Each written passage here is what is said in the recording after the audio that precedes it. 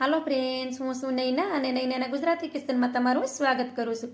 આજે આપણે કોઈ પણ લોટ ઉમેર્યા વગર ફ્રેન્ચ ફ્રાઈઝ બનાવીશું. આ રીતે ફ્રેન્ચ ફ્રાઈઝ તમે ઘરે બનાવશો તો બાળકો છે તે દુકાનની ફ્રેન્ચ ફ્રાઈઝ ખાવાનું ભૂલી જશે, કેમ કે આ ટેસ્ટી લાગે છે. અને આ ફ્રેન્ચ ફ્રાઈઝ બનાવી તમે તેને ટમેટાના સોસ સાથે ખાઈ શકો છો. ખાવામાં ખૂબ ટેસ્ટી લાગે છે. તો ચાલો રેસીપી બનાવવાનું ચાલુ કરીએ. ફ્રેન્ચ ફ્રાઈઝ બનાવવા માટે આપણે એક બટેટાને બાફીને લઈ લીધું છે અને તેની સાલને પણ મેં કાઢી લીધી છે આ રીતે. તો હવે આપણે આ રીતે ખમણી લેવાની અને આપણે આ જેમાં આદું ખમણતા હોય તે જ ખમણીથી આપણે બટેટાને ખમણી લેશું, કેમ કે આ મોટા કાણાવાળી હોય તેમાં નહીં ખમણવાનું. આ રીતે તેને ખમણી લેવાનું. બટેટાને આપણે આ રીતે ખમણી લીધું છે. હવે તેમાં આપણે એક લીલું મિરચું લીધું હતું અને એને આપણે આ રીતે નાના ટુકડામાં સુધારી લીધું છે. તો તેને તેમાં નાખી દેશું. તમારે મરચું ન નાખવું હોય અને એકલું મીઠું નાખીને તમે બનાવો તો પણ તે સરસ લાગે છે. જો નાના બાળકોને ખાવાનું હોય તો ઝાઝું લીલું મરચું નહીં નાખવાનું, કેમ કે નાના બાળકો ઝાઝું તીખું નથી ખાતા. હવે તેમાં આપણે થોડાક લીલા ધાણા નાખી દઈશું અને ધાણાને પણ આ રીતે નાના ટુકડામાં સુધારીને લેવાના. હવે તેમાં સ્વાદ પ્રમાણે મીઠું પણ નાખી દઈએ અને આ બધી વસ્તુને સારી રીતે મિક્સ કરી દઈએ.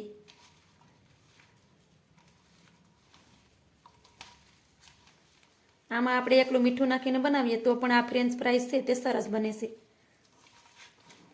અને આ રીતે તમે એકવાર ઘરે બનાવશો તો તમારા બાળકો દુકાને જવાનું ભૂલી જશે, કેમ કે આ એટલી સરસ બને છે અને બાળકોને બહુ ભાવે છે. તો આ રીતે આપણે બધી વસ્તુ મિક્સ કરી દીધી છે. હવે તેને થોડીક વાર સાઈડ પર રાખીશું. હવે આપણે એક વાટકો ભરીને પોહા લીધા છે, જેના આપણે બટેકા પૌવા બનાવતા હોય તે જ લીધા છે. હવે આ રીતે સાળનો રાખી અને તેને સાળી લઈએ, કેમ કે એમાં કચરો હોય તે નીકળી જાય.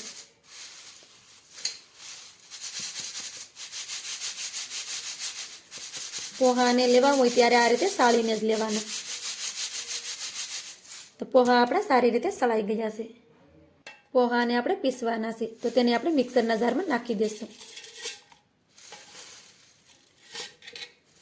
હવે તેનું ઢાંકણ આપણે બંધ કરી દઈશું અને તેને આપણે પીસી લેશું. પોહાને આપણે પીસી લીધા છે, તો પોહાને આપણે ઝીણાશ પીસી લેવાના. આ રીતે એકદમ બારીક પીસી લેવાના. આ રીતે એનો પાવડર થઈ જવો જોઈએ. તેને આપણે વાટકામાં કાઢી લઈએ. હવે આપણે બટેટાને લઈ લઈએ. હવે તેમાં આપણે થોડા થોડા પોહા આ રીતે નાખતા જવાના અને તેને આપણે મસળશું. આપણે એમાં જેટલી જરૂર પડે એ પ્રમાણે પોહાને નાખવાના છે. તો આપણે ક્યારે બધાય પણ નહીં નાખી દેવાના. આ રીતે થોડા થોડા નાખતા જઈએ અને લોટની ગળે તેને બાંધી લેવાનું. આ રીતે મસળવાનું,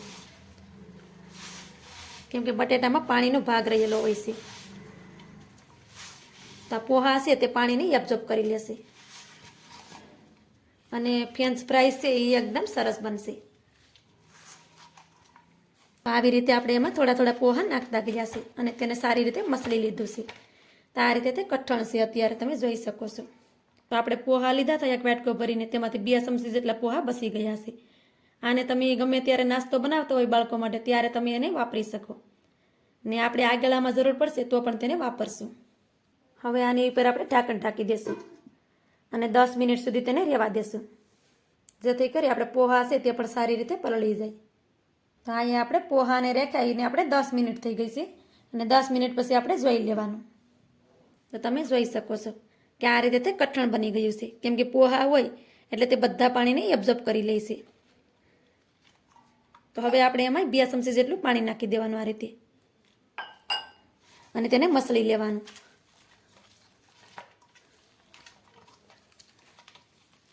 કેમ કે આપણે એટલું બધી કઠણ તેને નથી રાખવાનું. પોહા છે એ ફૂલી જાય એટલે આ રીતે લોટ છે એ કઠણ બની જાય. તો હવે તેને આપણે મસળશું.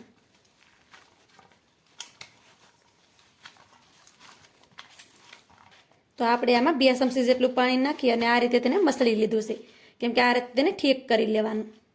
કેમ કે આને આપણે રાખીએ તો એ બહુ કઠણ થઈ જાય. પછી આપણે એમાં 2 થી 3 ચમચીની જરૂર હોય તો પાણી નાખી અને તેને આ રીતે ઠીક ઠીક કરી લેવાનું. હવે તેમાં આપણે થોડુંક તેલ નાખી દઈએ અને તેને પણ સારી રીતે આ રીતે મિક્સ કરી દેવાનું આવી રીતે. તમારે ઘી નાખવું હોય તો ઘી પણ નાખી શકાય, જેથી કરી આપણે તેને ફ્રેન્ચ ફ્રાઈઝ બનાવીએ તો એ હાથમાં સોટે નહીં. આમ પણ આ પોહાના ફ્રેન્ચ ફ્રાઈઝ છે તે હાથમાં સોટતા નથી. તો આ રીતે મેં એને પરફેક્ટ કરી લીધું છે. હવે આપણે ફ્રેન્ચ ફ્રાઈઝ બનાવીશું. તો આ રીતે થોડું મિશ્રણ આપણે હાથમાં લેવાનું, આવી રીતે થોડુંક જ લેવાનું. પછી તેને આ રીતે હાથેથી હરખું કરી દેવાનું, કેમ કે આમાં ક્રેક્સ રહે તો આ પછી આપણે તળીએ તો એ તૂટી જાય. પછી તેને આપણે આ રીતે રોલ કરી દેવું જ, આવી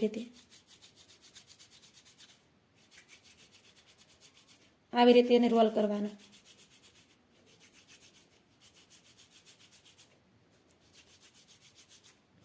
તમારે જો નાની ફ્રેન્ચ ફ્રાઈઝ રાખવી હોય તો તમે નાની પણ રાખી શકો, અને આવી રીતે મોટી કરવી હોય તો મોટી પણ કરી શકો. તો આ રીતે આપણે એક ફ્રેન્ચ ફ્રાઈઝ બનાવી અને રેડી કરી લીધી છે, તમે જોઈ શકો છો. આ રીતે બનાવશો તો એ બિલકુલ પણ તૂટશે નહીં. અને આને તમે પાટલામાંથી રોલ બનાવી અને પછી તમે એને શાકાથી કાપી લો તો પણ ચાલે.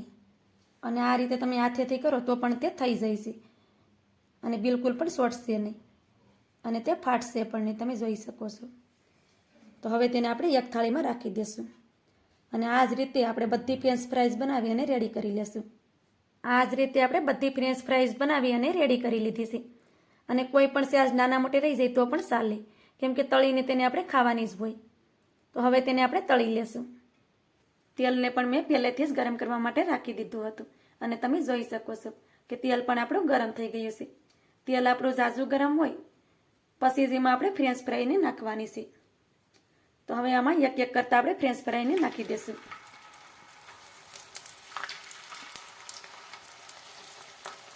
કડાઈમાં જેટલી સમાય તેટલી ફ્રેન્ચ ફ્રાઈસ આપણે કડાઈમાં નાખી દઈશું.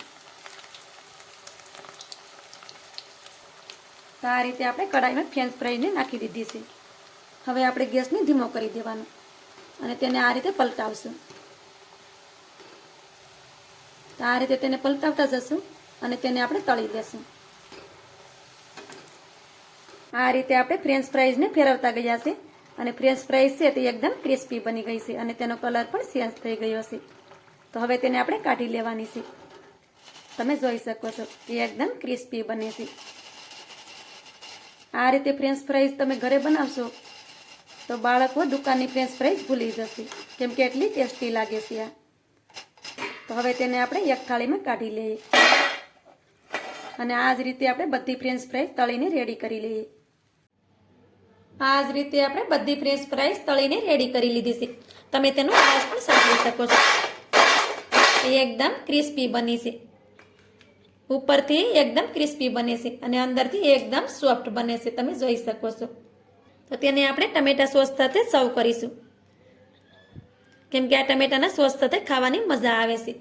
અને આ ટમેટા સોસ આપણે ઘરે જ બનાવ્યો છે, અને નૈના કિચન ચેનલ પર તે આવી ગયો છે, તમે જઈને જોઈ શકો છો. તો મારી તમને આજની રેસીપી સારી લાગી હોય તો લાઈક કરી કોમેન્ટ કરી દેજો. ચેનલ પર નવા હોય તો સબસ્ક્રાઈબ કરવાનું ભૂલતા નહીં. તો મળીએ એક આવી નવી રેસીપીની સાથે. ત્યાં સુધી જય માતાજી.